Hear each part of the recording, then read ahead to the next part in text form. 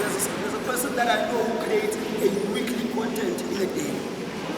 So it also depends on the passion that you have, the motivation, and how much you take your content serious. Because of it's difficult for people to take your content serious if you don't take it serious for yourself. So I think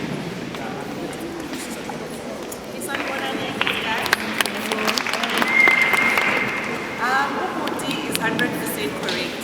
In marketing and digital media, authenticity is very important.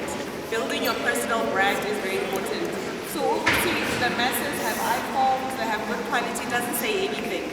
What we are looking for is authenticity. What sets you apart from the next person?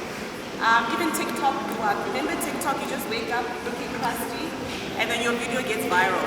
You don't need to be on Instagram and have this picture perfect video for you to get viral. So always remember to build your personal brand. What sets you apart from the next person, whether it's a personal brand, whether it's a business, but always remember to be different from the next person. Another example, case in point, is this lady who, I think she stays in the village.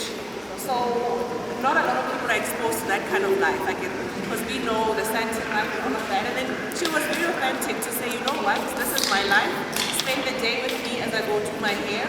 Spend the day with me as I spend time with my family. And a lot of people actually found that content more relatable. I think now she's sitting on about 34 million followers. She was even verified. So my point being, what sets you apart? Authenticity is very key. And how do you build your personal brand as a person? What makes you different from the next person?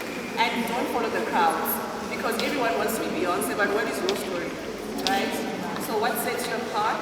Set your story, tell people your story, and then use the little that you have, as you said, and you'd be surprised of how many people are actually relatable to that.